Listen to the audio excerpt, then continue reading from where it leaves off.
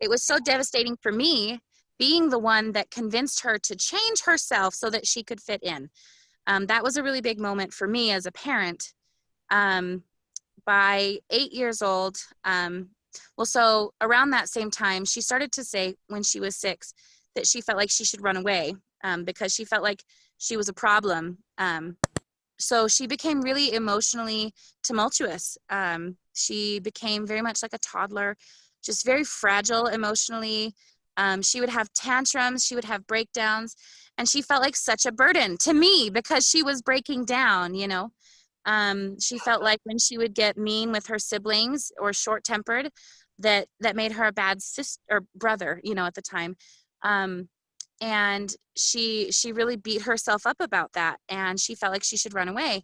And so we spent so much time, you know, like, listen, I know you got those feelings, but you can't run away. Like we talked about, no, that's not going to fix it. We talked, so much about dealing with our problems rather than running away from them, but that conversation kept coming up all the way up until she was 8 years old, at which point she confessed to me. She's like, Mom, sometimes I just wish I was dead, at 8 years old. And this was after she was baptized, into the church. At this point, I'd been researching for years, and we hadn't told her anything about the transgender community or LGBT anything. We were trying to protect her from the cruelties of the world, and we didn't. What's really sad is we knew exactly what she wanted, and we were trying to kind of almost sway her so that we could protect her, but at that point, at this point, her whole life, you're up to your marriage, you've been in the church for years, correct? I grew up in the church, and the same with my ex-husband, her dad. Honestly, it was one of those, like, we having such religious family, having grown up, believing what we believed. I mean, it was a massive part of who we were. We were married in the temple, all of these things, but at this point, for me, I was like, okay, she's old enough to make eternal covenants, but she's not old enough to know that there are other people in the world like her. And I got mad. At this point, my child is suicidal. She's 8 years old.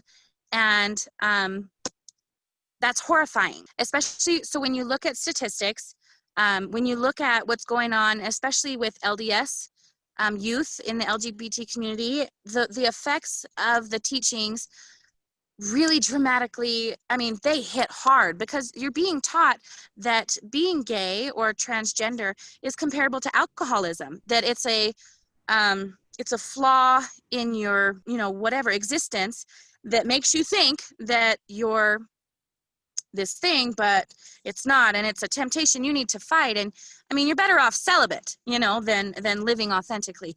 And I got to the point where I'm like, okay, I've got to decide, what am I teaching my baby?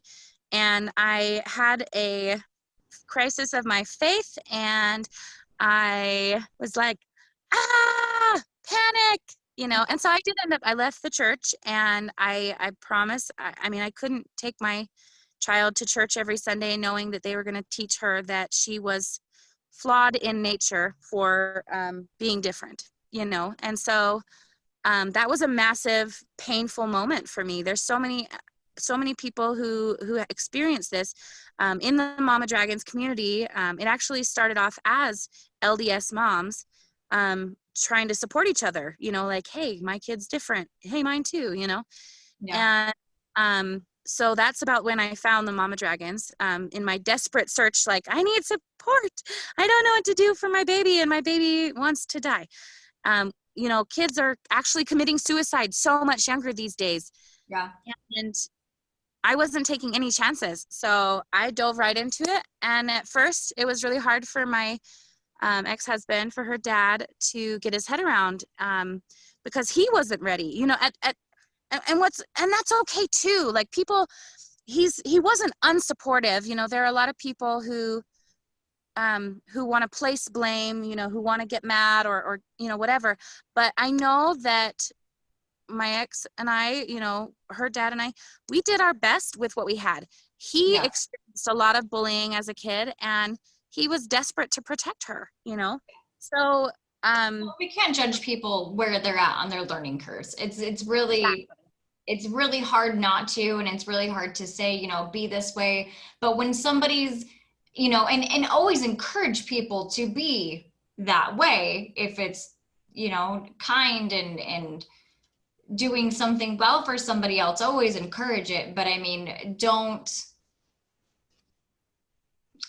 we don't fight down the person that's not on that level yet, because Yeah. they're not going to get there by you leading them in with hate. Exactly. Exactly. And you know what? That goes back to like truly 100%. I believe that any shame is just a waste of energy, except that everyone's on their own journey, and it is a really big journey for the parents as well, trying to figure out how they feel about it, because they have to change their parenting. Everything that they know changes Right. when these hard things come up. And so, yeah. So, well, he and I didn't agree at first, but he quickly saw the changes in her as we started talking about, hey, so there's this other group of people that are just like you. We started talking about like, okay, so Oh. do you want to be a boy who wears dresses sometimes? There's this thing called drag. And she was like, no, like, I don't want to be a boy wearing dresses. Like, she was very clear. She knew exactly what she wanted. And we were like, but what if, at first that's kind of how it went. But then we told her, like, there are other people who are called transgender. And, we kept it very simple. Obviously, she's only 8. But we wanted to tell her, like, look, you're not alone. Like, there are other people who have these feelings where they feel like they were born in a body that doesn't fit who they are.